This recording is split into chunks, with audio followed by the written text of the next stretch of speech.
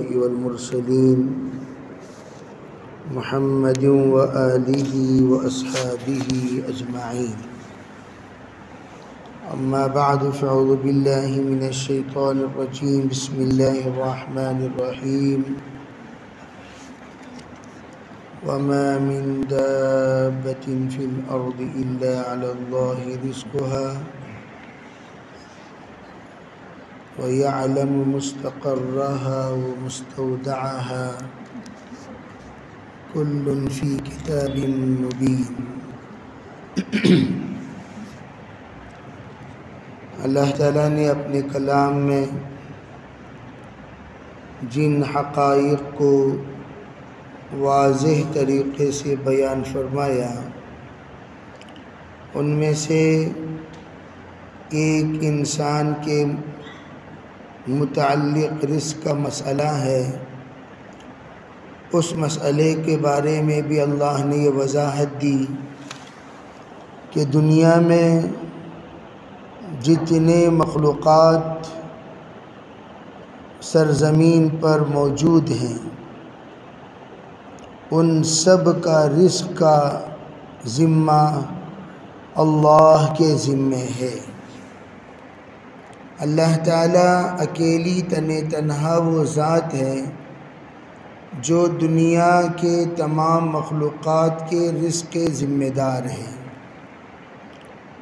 اور اللہ تعالیٰ یہ بھی اچھی طرح جانتا ہے کتنے دن کس جانور کا قیام رہے گا، کب یہ دنیا چھوڑ کر رخصت ہو جائے گا، اس کی میعاد کیا ہے، اس کی زندگی کتنی ہے، یہ کتنا کھائے گا اور کتنا جیے گا، یہ سب اللہ تعالیٰ کے علم میں موجود ہے. فرمایا کل، ہر چیز کو اللہ تعالیٰ نے محفوظ کر رکھا ہے اپنے کتاب مبین میں، واضح کتاب میں. ظاہری اعتبار سے دیکھا جائے تو یہ آیت کا تعلق صرف جانوروں کے سلسلے میں ہے، جس کو ہم نباتات جمادات کہتے ہیں. تو اس طرح جس مخلوقات میں اگنے والی چیزیں اور منجمد چیزیں جو موجود ہیں، ان کے علاوہ حیوانات ایک مخلوق ہے جو جان رکھتے ہیں، جو کھاتے ہیں، پیتے ہیں، جیتے ہیں. اللہ تعالیٰ نے بتایا کہ ان سب کا ذمہ میرے ذمہ ہے، چاہے وہ بری ہوں یا بحری ہوں. بری کہتے ہیں زمین پر رہنے والوں کو، بحری کہتے ہیں سمندر میں رہنے والوں کو. زمین پر ہوں یا سمندر میں ہوں، سمندر بھی گویا اس کی بالکل تہ زمین ہے. اس لیے علماء کہتے ہیں فی الارضی میں زمینی مخلوقات بھی شامل ہیں اور سمندری مخلوقات بھی شامل ہیں. ان سب کو اللہ تعالیٰ رزق دیتا ہے. اسی لیے فرمایا لو تتوکلون علی اللہ حق توکلی، اگر تم لوگ بھی اے انسانوں اس طرح توکل کرو جس طریقے سے اللہ پر توکل کرنا چاہیے، لرزقکم، اللہ تعالیٰ تمہیں ایسا رزق دے گا، کما یرزق الطیر، جس طرح اللہ تعالیٰ پرندوں کو رزق دیتا ہے. تو پتہ چلا کہ اعتماد پر، بھروسے پر اللہ تعالیٰ کے فیصلے ہوتے ہیں. انا عند ظن عبدی بھی، بندہ جس طرح اللہ پر بھروسہ کرتا ہے، اللہ تعالیٰ کا معاملہ بندے کے ساتھ ایسے ہی ہوتا ہے. اگر اس کا اعتماد اللہ پر یہ ہو کہ میرا رب مجھے کسی کے سامنے ذلیل ہوئے بغیر رزق دے گا، اللہ تعالیٰ عزت اور شان والے رزق ضرور عطا فرمائے گا. اسی لیے کہا گیا کہ اللہ رب العزت ہر چیز کے سلسلے میں جب علم رکھتا ہے، چاہیے ہر بندے کو کہ اللہ کی طرف رجوع ہو کر اللہ سے رزق مانگے. رزق میں ہر چیز ہے، عزت بھی ہم اللہ سے مانگیں، توفیق بھی ہم اللہ سے مانگیں، ہدایت بھی ہم اللہ سے مانگیں۔ جتنی چیزیں من جانب اللہ تقسیم ہوتی ہیں وہ سب چیزیں رزق ہیں، اس کو ہم اللہ سے مانگیں۔ اللہ سے مانگنے کا طریقہ کیا؟ رزق سے پریشان آپ کو دنیا میں بہت سارے ملیں گے، ہر 10 میں 7 آپ کو ایسے ملیں گے جو رزق سے پریشان ہیں۔ کہتے ہیں حضرت کمائی نہیں ہوئی، بزنس نہیں چل رہا ہے، تکلیف بہت ہے، پریشانی بہت ہے۔ بعض بیچارے کہتے ہیں کرایہ نکالنا مشکل ہو گیا، ملازموں کی تنخواہ نکالنا مشکل ہو گیا۔ ایسی حالت میں ہم کیا کریں؟ حضرت تھانوی رحمۃ اللہ علیہ سے جس وقت لوگوں نے آ کر پوچھا کرتے تھے کہ حضرت ایسا معاملہ ہے ویسا معاملہ ہے، تو حضرت تھانوی رحمۃ اللہ علیہ فرماتے تھے کہ گناہوں سے بچا کرو، گناہ رزق کو بند کر دیتا ہے، گناہ رزق سے محروم کر دیتا ہے۔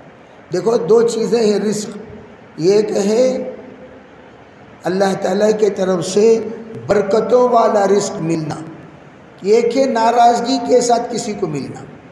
جیسے دنیا میں بہت سارے ایسے نافرمان ہیں جو عیاشی کرتے ہیں، خوب پیسہ ہے ان کے پاس، ہم کہیں اس بات کے دھوکے میں نہ پڑ جائیں ارے ان کے پاس تو نافرمانی کے باوجود خوب پیسہ ہے، ہمارے پاس فرما برداری کے باوجود کچھ بھی نہیں ہے۔ علماء کہتے ہیں دنیا ان کے لیے جنت ہے، دنیا ان کے لیے جنت ہے، ان کی جنت میں وہی کمائیں گے، وہی جئیں گے، وہی کھائیں گے، وہی رہیں گے، لیکن مرنے کے بعد ان کا کوئی حصہ نہیں۔ لیکن ہمارے لیے دنیا جنت نہیں ہے، یہ امتحان کی جگہ ہے، امتحان کی جگہ ہے۔ ایک زمانہ ہمارا یہاں پر امتحان میں گزرے گا، اور اس امتحان میں ہم کتنا پاس ہوئے، کتنا فیل ہوئے، اس کا حساب اللہ تعالیٰ حشر کے میدان میں بتائے گا۔ تو اس دن اللہ تعالیٰ بتائے گا تجھے جو تکلیف ہوئی، اس تکلیف پر جو تو نے صبر کیا، اس پر تجھے کتنی نیکی ملی، تو نے جو دعا کی، وہ دعا جو قبول نہیں ہوئی، وہ دعا کے قبول نہ ہونے پر تجھے کتنی نیکی ملی، وہ کب پتہ چلے گا؟ آخرت میں۔ تو اس وقت بندہ یوں کہے گا کاش کہ میری کوئی دعا قبول ہی نہ ہوتی تو کتنا اچھا تھا، کتنا بڑا ثواب مجھے مل رہا ہے، مجھے پتہ بھی نہیں تھا اتنا ثواب ملے گا۔ لیکن پروردگار اس وقت بندے کو بتائے گا تیری فلاں تکلیف پر یہ، تیرے فلاں دعا کے قبول نہ ہونے پر یہ، تیری بیماری پر یہ۔ اس وقت بندہ سمجھے گا کہ ایمان والا غیر ایمان والے میں کتنا فرق، ایمان والے کے ہر عمل پر یہاں ثواب مل رہا ہے، ہر بات پر ثواب مل رہا ہے۔ تو اس لیے ہم لوگ اس بات کا خاص طور پر خیال رکھیں، مرضی قضاء مولا از ہما اولا، اللہ کا جو فیصلہ ہے وہ تمام فیصلوں پر بہترین فیصلہ ہے۔ تو اس لیے ایک تو یہ ہے کہ بہرحال اللہ کی طرف سے امتحانات ہوتے ہیں، لیکن دوسرا ہمارے اکابر نے حل بتایا، یا رزاق یا کریم، یا رزاق یا کریم، یا رزاق یا کریم۔ یہ ورد کیا کریں ہر نماز کے بعد 33 مرتبہ، 30 پر 3 بار ورد کرو، ورد کرنے کے بعد دعا کرو۔ ارے بھئی 30 پر 3 مرتبہ ورد کرو ہر نماز کے بعد، اور اس کے بعد دعا کرو، اور اللہ سے عافیت والی، عزت والی روزی مانگو، اور نسل ہاں نسل تک مانگو، خالی اپنے حد تک نہیں۔ اور اس کے لیے سب سے پہلی چیز دیکھیے، ایک عجیب بات فرمایا، اللہ کے طرف سے آزمائش کے دن آتے ہیں 3 دن سے لے کر 1 سال تک۔ کتنے دن؟ 3 دن سے لے کر 1 سال تک اللہ کی طرف سے آزمائش کے دن آتے ہیں۔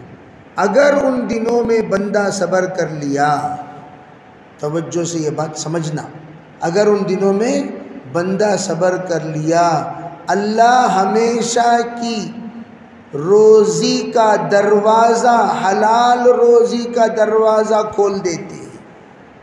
بعض روایتوں میں ہے اس کی ہی نہیں، اس کے نسلوں کی، لیکن ہمیں وہ 1 سال جو اللہ کی طرف سے آزمائش کے دن آتے ہیں نا، وہاں جا کر کوئی رانگ روٹ اختیار کر لیتے ہیں۔ کیا کرتے ہیں؟ رانگ روٹ، شارٹ کٹ، جس کی وجہ سے وہ مصیبت دور ہوتی ہی نہیں، جیسی مصیبت تھی مصیبت ویسی رہ جاتی ہے۔ اس لیے توبہ کریں، استغفار کریں، جلد بازی نہ کریں۔ جلد بازی، ایک نوجوان مہاراشٹر کا مجھے گودرا میں ملا، عجیب بات کہنے لگا، میں اتنا پریشان تھا کچھ حالات میں تو اپنے سسرال لے جا کر بیوی بچوں کو چھوڑ دیا، میں خودکشی کے ارادے سے نکل پڑا۔ ابھی گودرا میں نکل پڑا، پھول کی دکان تھی اس کی، کچھ حالات کی وجہ سے اسے نکال دیا گیا تھا۔ جب میں گیا تو میں نے سوچا چلو بھائی ہمارے ایک مولانا ہیں، ان سے ذرا فون میں بات کر لوں، دعا کی درخواست تو کر لوں۔ میں نے فون کیا اور اپنے حالات سنائے۔ کہا بیٹا کتنے دن ہوئے؟ انہوں نے کہا حضرت 7 مہینے ہو گئے۔ کہا اور 1 سال پورا ہونے کو کتنے مہینے باقی ہیں؟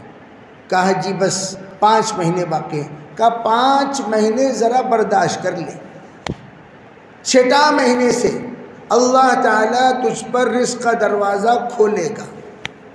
تو وہ عجیب بات کہنے لگا، جس دکان سے ذلت کے ساتھ مجھے لوگوں نے نکالا، اللہ نے آج یعنی صرف 9 مہینے میں ایسی ترقی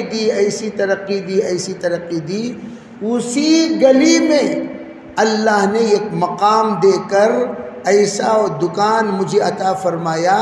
اب اس گلی میں کسی سے بھی پوچھو عربی بہترین چیزیں کہاں ملے گی، تو 9 مہینے میں اللہ نے یہ عزت دی، ہر ایک کی انگلی کسٹمر کی میری دکان کی طرف اٹھنے لگی۔ کون کی ہے بھائی؟ اللہ کی ہے۔ ہم لوگ 2 دن میں جلابہ مارنا شروع کر دیے تو ارے بھائی آگے کی مددیں کہاں سے آئیں گی؟ ہمارے یہاں صبر نہیں ہے، تکلیف کو سہنے کی عادت نہیں، جلد بازی میں کوئی نہ کوئی الٹا قدم اٹھاتے ہیں، پھر وہ مصیبت ویسے ہی باقی رہ جاتی ہے۔ اس لیے بڑوں سے، علماء سے، علم والوں سے، شریعت والوں سے مشورہ کرنا چاہیے۔ کیا کرنا چاہیے؟ فَاسْأَلُوا أَهْلَ الذِّكْرِ۔ ہم لوگ جا کر جاہلوں سے مشورہ کرتے ہیں۔ یل بورڈ سے مشورہ کیا تو کیا حال ہوتا بھائی؟